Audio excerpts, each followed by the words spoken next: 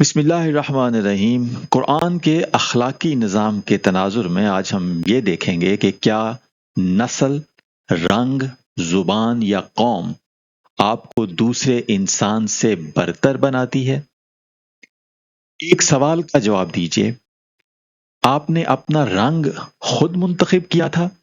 جواب ہوگا نہیں۔ اپنی نسل، اپنا خاندان یا اپنی مادری زبان خود منتخب کی تھی؟ جواب ہوگا نہیں۔ اپنی قوم، اپنا قبیلہ یا اپنا پیدائشی ملک آپ نے خود منتخب کیا تھا؟ جواب ہوگا نہیں۔ ان میں سے تقریباً کچھ بھی آپ نے خود چوز نہیں کیا۔ تو پھر ایک بہت بنیادی اخلاقی سوال پیدا ہوتا ہے کہ جس چیز کو حاصل کرنے میں میرا کوئی کردار ہی نہیں، وہ مجھے کسی دوسرے انسان سے اخلاقی طور پر برتر کیسے بنا سکتی ہے؟ میں پاکستانی پیدا ہوا، اس میں میرا کیا کمال یا قصور؟ کوئی عرب پیدا ہوا، اس میں اس کا کیا کمال یا قصور؟ کوئی سفید ہے، کالا ہے، ایشیائی ہے، افریقی ہے، یہ اچیومنٹ کس کی ہے؟ پھر انسان ہزاروں سال سے انہی چیزوں پر کیوں لڑ رہا ہے جنہیں اس نے خود منتخب بھی نہیں کیا؟ قرآن اس مسئلے کا جواب صرف سب انسان برابر ہیں کہہ کر نہیں دیتا، وہ انسانی ڈائیورسٹی کا پورا مورل آرکیٹیکچر یا اخلاقی ڈھانچہ بدل دیتا ہے۔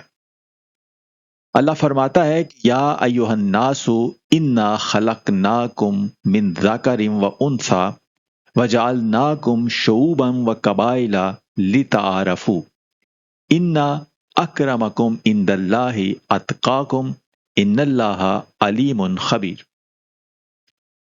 اے انسانوں، ہم نے تمہیں ایک نر اور ایک مادہ یا ایک مرد اور ایک عورت سے پیدا کیا اور تمہیں قوموں اور قبیلوں میں بنایا، لتعارفوا، تاکہ تم ایک دوسرے کو پہچانو۔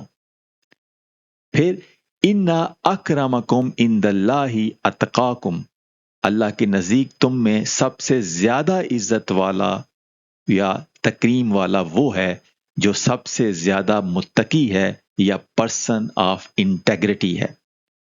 اس ایک آیت میں قرآن انسانی ہائرارکی کو 4 جگہ سے بدلتا ہے۔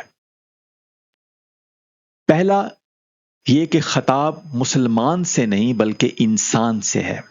پہلے الفاظ دیکھیے، یا ایھا الناس، اے ایمان والو نہیں، اے عربو نہیں، اے قریش نہیں، بلکہ اے انسانوں۔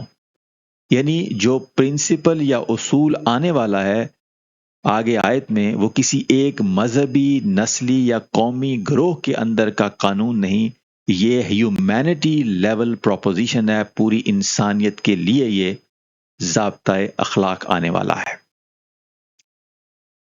پھر کہا انا خلقناکم من ذکر و انثی، بے شک ہم نے تم سب کو ایک نر اور ایک مادہ یا ایک مرد اور ایک عورت سے پیدا کیا۔ قرآن میں ایک اور جگہ بھی ہے کہ تم سب کو ہم نے مٹی سے پیدا کیا، یعنی تمہاری اصل جو ہے وہ مشترک ہے۔ انسان نے بعد میں قومیں، نسلیں، قبائل، سرحدیں، زبانیں اور شناختیں دیکھی۔ قرآن پہلے فاؤنڈیشن یا بنیاد یاد دلاتا ہے کہ تم سب پہلے انسان ہو، ایک ہی مٹی سے پیدا ہوئے، باقی لیبلز بعد میں ہیں۔ قرآن ڈائیورسٹی یا تنوع کو ختم نہیں کرتا، قرآن ایک اور سٹل یا باریک بات کرتا ہے۔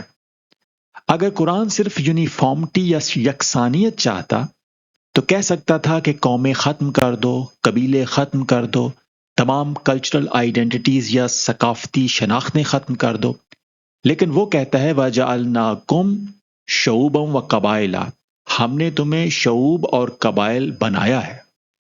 یعنی یہ فرق بذات خود کوئی بری چیز نہیں۔ مسئلہ یہ نہیں کہ میری ایک قوم ہے، میری زبان ہے، میری کلچرل آئیڈینٹی یا ثقافتی شناخت ہے۔ مسئلہ وہاں شروع ہوتا ہے جہاں کلچرل آئیڈینٹی یا ثقافتی شناخت کسی احساس سے برتری کا سبب بن جاتی ہے۔ قرآن آئیڈینٹی یا شناخت کو ختم نہیں کرتا، اسے ایک ہائرارکی یا نظام مراتب بننے سے روکتا ہے۔ یہاں لتعارفو کا لفظ ہمیں بتاتا ہے کہ یہ جو قومیں اور قبیلے ہیں ان کا مقصد کیا ہے۔ قرآنی عربی میں یہاں لام تعلیل یعنی لام پرپز والا استعمال ہوا ہے، لتعارفو، اور تعارفو جو ہے یہ فعل کا وہ باب ہے جس میں ایکشن جو ہے وہ ریسیپروکل یا میوچل ہوتا ہے، یعنی ایک دوسرے کو جاننا اور ایک دوسرے کو پہچاننا۔ غور کیجئے، آیت میں یہ نہیں کہا گیا کہ لتفاخرو کہ تم آپس میں فخر کرو، نہیں۔ یہ بھی نہیں کہا گیا لتحاربو کہ تاکہ تم لڑو، یہ بھی نہیں کہا گیا کہ لتستعلو کہ تم ایک دوسرے پر اپنی فضیلت یا سپیریورٹی قائم کرو، نہیں، بلکہ کہا گیا لتعارفو ایک دوسرے کو پہچانو۔ قوم مجھے یہ بتا سکتی ہے میں کون ہوں، لیکن وہ یہ فیصلہ نہیں کر سکتی کہ میں تم سے بہتر ہوں۔ یعنی آئیڈینٹی کا پرپز ریکگنیشن ہے، شناخت کا پرپز پہچان ہے، نہ کہ شناخت مختلف ہونے کا مقصد یہ ہے کہ میں اخلاقی طور پہ یا تہذیبی طور پہ دوسرے سے بہتر ہوں۔ اب سورۃ الروم اس آئیڈیا کو مزید آگے لے جاتی ہے۔ وہاں اللہ فرماتا ہے وَمِنْ آیَاتِهِ خَلْقُ السَّمَاوَاتِ وَالْأَرْضِ وَاخْتِلَافُ أَلْسِنَتِكُمْ وَأَلْوَانِكُمْ، اس کی نشانیوں یا آیتوں میں آسمانوں اور زمین کی تخلیق بھی ہے اور تمہاری زبانوں اور رنگوں کا اختلاف بھی۔ ذرا اس آیت کی بلندی دیکھیے۔ انسان تاریخ میں رنگ کو استعمال کرتا رہا ہائرارکی کے لیے۔ قرآن رنگ کے فرق کو کہتا ہے یہ اللہ کی طرف سے آیت ہے، نشانیاں ہیں۔ انسان زبان کو استعمال کرتا رہا قوم پرستی، تعصب اور دوسرے کو کمتر سمجھنے کے لیے۔ قرآن کہتا ہے تمہاری زبانوں کا اختلاف بھی اللہ کی نشانیوں میں سے ہے۔ یعنی جو چیز ریسسٹ کے لیے کانٹیمپٹ کا سبب بن سکتی ہے، قرآن اسے کریٹر کی سائن میں تبدیل کر دیتا ہے، بنانے والے کی نشانیاں اس کو بتا رہا ہے۔ یہ ٹالرنس سے یا برداشت سے ایک قدم آگے ہے۔ ٹالرنس یا برداشت صرف یہ کہتی ہے کہ تم مختلف ہو، میں تمہیں برداشت کرتا ہوں۔ قرآن کہتا ہے تمہارا مختلف ہونا بھی تخلیق کے نظام کا حصہ ہے، یہ اللہ تعالیٰ کی نشانیوں میں سے ہے، تو یہ ایک حقیقت ہے، اسے مجھے تسلیم کرنا ہے۔ اگر مختلف قبیلوں اور قوموں کا مقصد صرف یہ ہے کہ ایک دوسرے کو پہچانا جائے، تو پھر فضیلت کا معیار کہاں گیا؟ قرآن انسانوں کے درمیان ہر مورل ڈسٹنکشن ختم نہیں کرتا۔ وہ یہ نہیں کہتا کہ اچھا اور برا ایک ہے، ظالم اور عادل ایک ہیں، امانت دار اور خیانت کرنے والا ایک ہیں، بلکہ ہائرارکی کا کرائیٹیرین یا معیار تبدیل کرتا ہے۔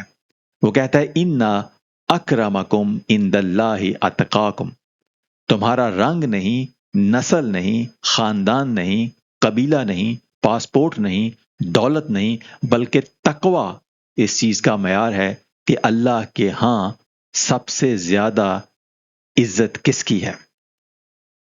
یہاں ایک انتہائی پاورفل مورل پرنسپل یا اخلاقی اصول نکلتا ہے کہ انہیریٹڈ آئیڈینٹی گیوز نو ارنڈ مورل کریڈٹ، کہ جو چیز مجھے پیدائش میں ملی یا ورثے میں ملی اس پر میں کوئی مورل میڈل یا اخلاقی تمغہ نہیں پہن سکتا۔ اخلاقی ویلیو میرے کردار، ذمہ داری اور خدا کے سامنے رویے سے پیدا ہوگی۔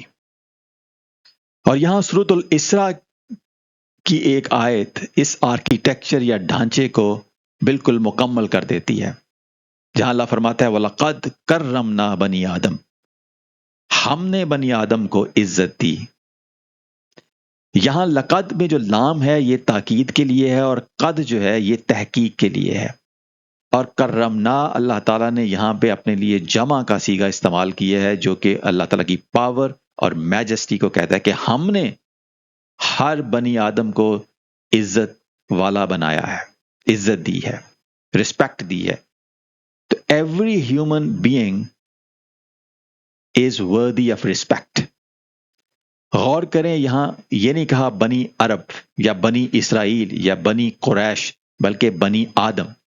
تو تمام انسان اس دنیا کے جتنے بھی ہیں وہ آدم کی اولاد ہیں، اور ہر آدم کی اولاد والا انسان جو ہے وہ یکساں واجب التکریم ہے ایز اے ہیومن بینگ۔ یعنی قرآن میں ایک بنیادی ہیومن ڈگنیٹی ایسی ہے جو انسان کو انسان ہونے کی حیثیت سے ملتی ہے۔ قرآن اسے بنیادی انسانی حق کے طور پر پیش کرتا ہے، یعنی فنڈامنٹل ہیومن رائٹ۔ پھر سورۃ الحجرات میں مورل آنر کا دوسرا سوال ہے کہ زیادہ عزت کس کی ہے؟ تو وہاں آیا کہ ان اکرمکم عند اللہ اتقاکم، اللہ کے نزدیک زیادہ عزت والا وہ ہے جو زیادہ متقی ہے، یعنی زیادہ پرسن آف انٹیگریٹی ہے۔ یعنی دو لیولز کو مکس نہ کریں۔ ہیومن ڈگنیٹی جو ہے، جو انسانی ایک تعظیم ہے، وہ بنی آدم ہونے سے ہر انسان کو حاصل ہے، لیکن جو مورل ایکسلنس ہے اللہ کے نزدیک وہ تقوی یا انٹیگریٹی پہ ڈیپینڈ کرتی ہے۔ یہ فرق یا ڈسٹنکشن بہت اہم ہے۔ تو ہم اپنے معاشرے میں زیادہ عزت والا اس کو کہتے ہیں جس کے پاس زیادہ دولت ہو، زیادہ سٹیٹس ہو۔ اللہ کہتا ہے زیادہ عزت والا وہ ہے اس کے ہاں جس کی مورل انٹیگریٹی زیادہ ہے، نہ کہ اس کی قوم کون سی ہے، نہ کہ اس کا قبیلہ کون سا ہے، نہ کہ اس کے دولت اس کے پاس ہے یا نہیں ہے۔ اور ایک جو منیمم لیول آف ڈگنیٹی یا رسپیکٹ ہے وہ ہر ہیومن بینگ، ہر انسان کے لیے یکساں ہے، چاہے وہ کسی بھی رنگ، نسل، قبیلے، جینڈر یا مذہب سے ہو۔ سب کے لیے انسان ہونے کی حیثیت سے ایک منیمم لیول آف رسپیکٹ سب کے لیے یکساں ہے۔ اب سوال یہ ہے کہ اگر یہ بات اتنی obvious ہے یا ظاہر ہے تو انسان ریس، ٹرائب اور نیشن کی بنیاد پر تعصب کیوں کرتا ہے؟ ماڈرن سائیکالوجی میں سوشل کیٹیگرائزیشن ایک بنیادی انسانی میکانزم مانا جاتا ہے۔ ہم پیچیدہ دنیا کو سمجھنے کے لیے لوگوں کو کیٹیگریز میں رکھتے ہیں، ہم، وہ، اپنے، غیر، اس طرح سے ہم نے کیٹیگریز بنائی ہوتی ہیں۔ لیکن ریسرچ بتاتی ہے کہ یہی کیٹیگرائزیشن اسٹیریوٹائپنگ، پریجوڈس یعنی تعصب اور ڈسکریمینیشن میں بدل سکتی ہے، حتیٰ کہ ان گروپ فیورٹزم اور آؤٹ گروپ بائس کے لیے ہمیشہ کوئی بڑا حقیقی کانفلکٹ بھی ضروری نہیں ہوتا، یعنی گروپ آئیڈینٹی یوزفل بھی ہے اور ڈینجرس بھی ہو سکتی ہے، اور قرآن بالکل یہی بیلنس قائم کرتا ہے۔ وہ گروپ آئیڈینٹی کو ختم نہیں کرتا بلکہ گروپ سپیریورٹی کو ختم کرتا ہے۔ یہ بہت سوفسٹیکیٹڈ فرق ہے کہ کوئی گروپ اپنے نسل، رنگ، زبان، قوم، قبیلے کی وجہ سے وہ بہتر نہیں ہے، وہ اپنے اخلاق، اپنے کردار کی وجہ سے اگر بہتر بننا چاہتا ہے تو بن سکتا ہے۔ قرآن مسئلہ کہاں سالو کرتا ہے؟ قرآن کا ماڈل اب دیکھیے، پہلا قدم اس کا یہ ہے خلقناکم من ذکر و انثی۔ وہ کہتا ہے کہ تمہاری اوریجن مشترک ہے، تمہاری اصل ایک ہے۔ پھر وہ کہتا ہے شعوبا و قبائل، تمہاری آئیڈینٹیز یا شناختیں مختلف ہو سکتی ہیں۔ پھر کہتا ہے لتعارفوا، لیکن ان مختلف قبیلوں اور شناختوں کا مقصد صرف تعارف ہے، یعنی اس کا سوشل پرپس ہے۔ پھر اتقاکم کہہ کے یہ کہتا ہے کہ تمہاری فضیلت کا معیار جو ہے اللہ کے ہاں وہ یہ ہے کہ تقوی، تم میں سے انٹیگریٹی والا بندہ کون سا ہے۔ اور پھر اختلاف زبان اور اختلاف رنگ جو ہے اس کو اللہ تعالیٰ کہتا ہے کہ یہ اللہ تعالیٰ کی نشانیوں میں سے ہے۔ تو یہ ایک بڑا زبردست ڈھانچہ اللہ تعالیٰ پیش کرتا ہے کہ کامن اوریجن اور ریئل ڈائیورسٹی، جس کا مقصد ہے میوچل ریکگنیشن۔ یہ مقصد نہیں کہ ہیریڈیٹری مورل سپیریورٹی ہے، مورل ایکسلنس جو ہے وہ تقوی کے اوپر مبنی ہے۔ قرآن صرف ایکوالٹی یا مساوات کی بات نہیں کرتا، وہ ایک ساتھ 4 سوال حل کرتا ہے۔ ایک، ہم مختلف کیوں ہیں؟ جواب ہے کہ ڈفرنس اٹ سیلف جو ہے وہ تخلیق کے نظام کا حصہ ہے، اللہ کی آیتوں میں سے ایک آیت ہے۔ دوم یہ کہ قومیں اور قبائل کیوں ہیں؟ جواب ہے کہ لتعارفوا، میوچل ریکگنیشن کے لیے اس کا سوشل پرپز ہے۔ تین یہ کہ زبان اور رنگ کی حیثیت کیا ہے؟ جواب یہ کہ یہ آیات اللہ ہیں، نہ ڈیفیکٹ نہ مورل انفیریورٹی۔ چوتھا یہ کہ پھر انسان کی اصل مورل ایکسلنس کس میں ہے؟ جواب ہے تقوی۔ یعنی قرآن ڈائیورسٹی کو اریز نہیں کرتا، اس کو ختم نہیں کرتا، اسے سینکٹیفائی ایز پیریورٹی بھی نہیں کرتا، یعنی اسے تقدیس نہیں دیتا فضیلت کے طور پر، بلکہ ڈفرنس کو یا فرق کو برقرار رکھتا ہے، لیکن ہائرارکی کو توڑتا ہے، جو کلاس سسٹم ہے، سوشل کلاس سسٹم، اس کو توڑتا ہے۔ یہی اس کا ڈسٹنکٹیو مورل بیلنس ہے۔ کوئی کہہ سکتا ہے کہ اگر قرآن کہتا ہے متقی زیادہ عزت والا ہے تو اس نے ریشل ہائرارکی ختم کر کے ریلیجس ہائرارکی بنا دی۔ اہم اعتراض ہے، لیکن آیت کے الفاظ دوبارہ دیکھیں۔ ان اکرمکم عند اللہ اتقاکم، یہاں عند اللہ کہا گیا، اللہ کے نزدیک، اور آیت ختم کیسے ہوتی ہے؟ ان اللہ علیم خبیر، اللہ جاننے والا، پوری خبر رکھنے والا ہے۔ کیوں؟ کیونکہ رنگ سب کو نظر آتا ہے، نسل معلوم کی جا سکتی ہے، خاندان کا پیڈیگری لکھا جا سکتا ہے، لیکن حقیقی تقوی، اس کا آخری علم کس کے پاس ہے؟ اللہ کے پاس۔ اس لیے کوئی انسان اپنے آپ کو رنگ، نسب یا لیبل کی بنیاد پر ڈیوائن سرٹیفکیٹ آف سپیریورٹی نہیں دے سکتا۔ نہ کوئی فرد، نہ کوئی قوم اپنے طور پہ یہ کہہ سکتی ہے کہ ہم دوسروں سے بالاتر ہیں۔ وہ شخص جسے میں کمتر سمجھتا ہوں، ممکن ہے اللہ کے نزدیک مجھ سے کہیں بہتر ہو۔ یہ ہائرارکی کو انسان کے ہاتھ سے نکال دیتا ہے کہ یہ ہائرارکی اس طرح کی بنانا انسانوں کا کام نہیں ہے۔ اللہ جانتا ہے کہ کون زیادہ پرسن آف انٹیگریٹی ہے۔ ان اللہ علیم خبیر۔ دوسرا اعتراض یہ ہو سکتا ہے کہ اگر قومیت غلط نہیں تو نیشنلزم کہاں غلط ہوتا ہے؟ اپنی قوم سے محبت ضروری نہیں کہ غلط ہو، اپنی زبان غلط نہیں، اپنا کلچر غلط نہیں، اپنے خاندان اور قبیلے کی شناخت، قرآن نے خود شعوباً اور قبائل کہا۔ مسئلہ اس وقت پیدا ہوتا ہے جب میری قوم سے تبدیل ہو کر میری قوم اس لیے حق پر ہے کہ کیونکہ وہ میری قوم ہے یہ بن جائے، تو تب مسئلہ پیدا ہوتا ہے۔ یا میری نسل بہتر ہے، یا میرا خون زیادہ پاک ہے، یا میری زبان والے زیادہ سیویلائزڈ ہیں، دوسرے لوگ فطری طور پر کمتر ہیں۔ یہاں آئیڈینٹی انفارمیشن سے نکل کر، یعنی شناخت وہ معلومات سے نکل کر ایک مورل آئیڈل بن جاتی ہے، اور قرآن اسی آئیڈل یا بت کو توڑتا ہے۔ اگلی بار جب آپ کو اپنے رنگ، نسل، خاندان، قوم یا زبان پر فخر محسوس ہو، ایک سوال ضرور پوچھیے، اس میں میرا اپنا مورل اچیومنٹ کیا ہے؟ میں جس گھر میں پیدا ہوا میں نے چوز نہیں کیا، جو رنگ مجھے ملا میں نے چوز نہیں کیا، جو زبان میری ماں نے مجھے سکھائی میں نے چوز نہیں کی، میں نے اس کا انتخاب نہیں کیا، جو جگہ پیدائش مجھے ملی میں نے اس کا انتخاب نہیں کیا۔ تو قرآن کہتا ہے ان چیزوں کو اپنی شناخت بناؤ، اپنی برتری نہیں۔ لتعارفوا، ایک دوسرے کو پہچانو، ایک دوسرے سے سیکھو، فرق کو سمجھو۔ اور جب سوال یہ آئے کہ واقعی بہتر کون ہے، تو نسب نامہ مت دیکھو، رنگ دیکھنا بند کر دو، قومیت دیکھنا بند کر دو، اور قرآن کا معیار سنو، ان اکرمکم عند اللہ اتقاکم۔